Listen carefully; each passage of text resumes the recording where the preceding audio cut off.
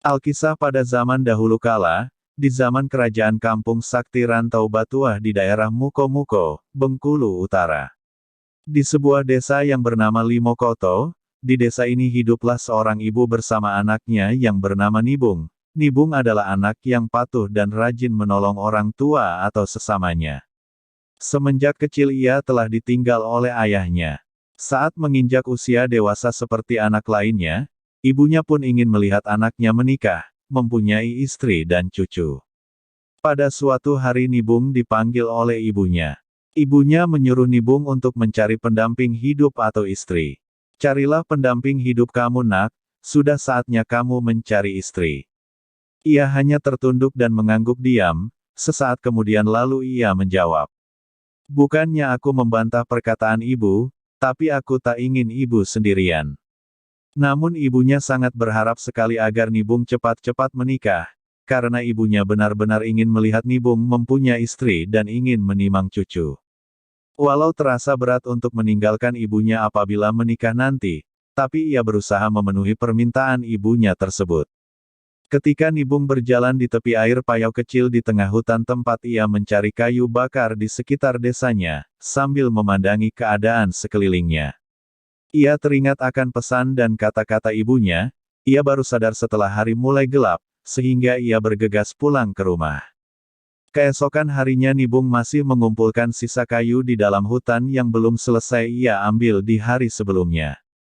Ketika Nibung sedang asyik mengumpulkan kayu bakar, ia merasa kaget karena ia melihat sesosok gadis yang duduk sambil melempar batu, kumpulan tanah serta ranting-ranting kecil ke tengah payau.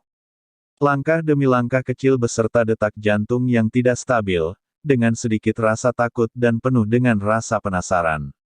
Siapakah gadis yang sedang duduk di tepi air payau itu? Nibung mendekati sosok gadis yang sedang termenung tersebut.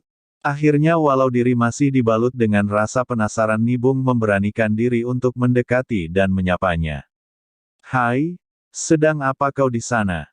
Tanya Nibung. Gadis itu menoleh ke arah Nibung alangkah terkejutnya Nibung, ketika melihat paras gadis itu pancaran diri gadis tersebut sungguh menawan. Sehingga membuat diri Nibung sekejap terpana melihatnya, ternyata dia bertemu dengan seorang gadis yang sangat cantik jelita. Dengan rambut lurus yang hitam panjang terurai, dengan bibir merah tipis berlesung pipi ditambah kulit putih halus bagaikan sutera, dan hidung sedikit mancung dengan pandangan mata yang sipit penuh dengan pesona kecantikan. Karena terpana dengan kecantikan gadis itu Nibung pun melamun memandangi gadis itu, sampai akhirnya Nibung sadar dari lamunannya, ketika gadis itu membalas sapaan Nibung, hai juga, aku sedang duduk termenung saja di sini menikmati keindahan alam. Nibung pun memberanikan diri untuk berkenalan, dan ternyata gadis itu bernama Wulan Putri, dari desa sebelah Tang sedang berjalan-jalan menikmati alam. Karena sudah banyak berbincang-bincang sampai akhirnya Nibung memberanikan diri untuk mengantarkan Wulan pulang. Setelah pertemuan itu Nibung merasa melalui hari-hari dengan penuh bahagia, wajahnya semakin cerah dan semakin bersemangat bagaikan telah menemukan tempat kehidupan yang baru dan lebih sempurna. Ia semakin giat dalam beribadah serta penampilannya sehari-hari selalu rapi. Hal itu membuat heran dan penuh tanda tanya bagi ibunya, karena tidak biasanya Nibung sebahagia atau bersikap seperti itu. Namun naluri seorang ibu selalu tahu tentang anaknya, bahwa Nibung sedang jatuh hati karena telah menemukan seorang gadis idamannya.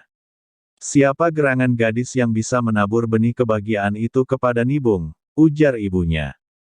Nibung pun menceritakan semuanya, namanya Wulan Putri Bu. Dia anak desa sebelah kurasa aku mulai mencintainya Bu, jawab Nibung. Ibunya serontak ikut bahagia mendengar cerita dari Nibung. Hari silih berganti dan pada akhirnya Nibung bertemu dan melontarkan isi hatinya yang selama ini ia pendam untuk Wulan Putri. Ternyata lontaran kata cinta yang keluar dari mulut Nibung tidak bertepuk sebelah tangan, diam-diam Wulan Putri juga telah jatuh hati kepada seorang pria yang bernama Nibung. Semakin hari Nibung semakin semangat mencari nafkah, karena ia tahu suatu saat nanti ia akan meminang kekasihnya itu, tentunya akan menjadi tulang punggung dalam bahtera rumah tangga. Dengan kesungguhan dan niat untuk meminang Wulan Putri, akhirnya kerja keras Nibung membuahkan hasil. Ia telah menjadi sukses, dan ia pun memberanikan diri untuk melamar Wulan. Namun nasib berkata lain, Wulan telah dijodohkan dengan orang lain yang lebih dari Nibung oleh orang tuanya. Di pinggir payau itu Nibung mengungkapkan kekecewaan serta harapan cintanya kepada Wulan Putri. Dengan penuh tulus ia mengatakan bahwa payau tersebut akan menjadi saksi mata cintanya yang suci. Cintanya tidak akan pernah luntur disiram hujan serta tidak akan kering diterpa kemarau seperti tidak keringnya air payau tersebut. Ternyata Wulan Putri juga merasakan hal yang sama, cintanya tidak akan pernah tumbang diterpa badai. Tapi ia tidak bisa menolak keinginan ayah beserta bundanya. Mereka diam membisu, bermenung. Selang waktu mereka tersentak oleh bisikan suara yang menggema dari tengah payau.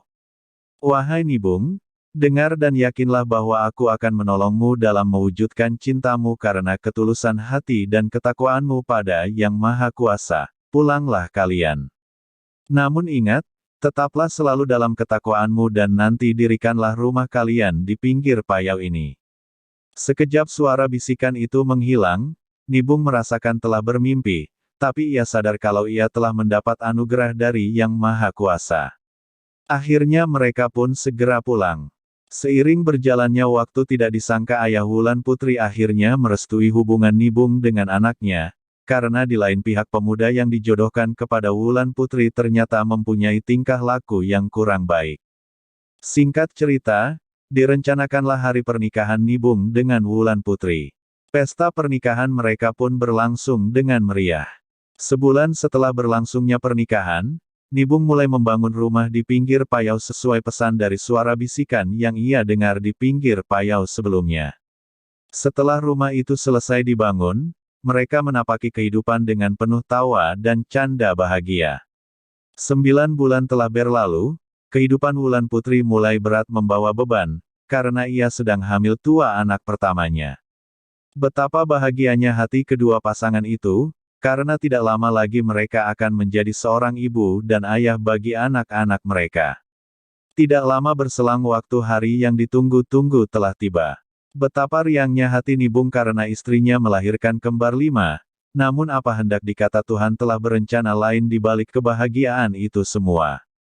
Istri dan kelima anak kembarnya dijemput dengan pelan-pelan oleh Sang Pencipta.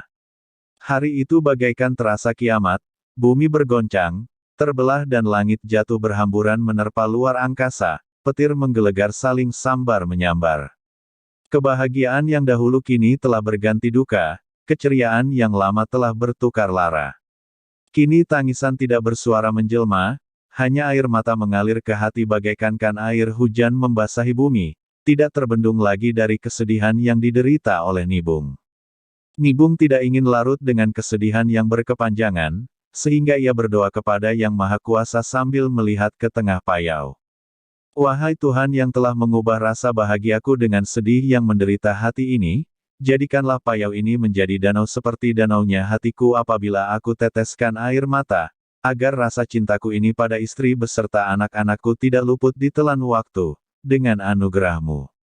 Sekejap mata Nibung pun menghilang dan payau tersebut menjadi danau berpulau 5 atau jika dilihat dari atas berbentuk bintang 5, yang menandakan kelima putra-putri Nibung dan Wulan Putri. Konon walau tidak banyak yang tahu apabila sepasang kekasih datang berwisata dan memohon dengan niat yang tulus, insya Allah hubungan tersebut akan direstui oleh kedua orang tua. Sekarang Danau Nibung yang terletak di Desa Ujung Pandang, Kecamatan Mukomuko Utara, Kabupaten Mukomuko, Provinsi Bengkulu ini, menjadi objek wisata andalan kabupaten setempat. Danau Nibung, lokasinya mudah dijangkau dan hanya berjarak 6 km dari kota Mukomuko, ibu kota Kabupaten Mukomuko.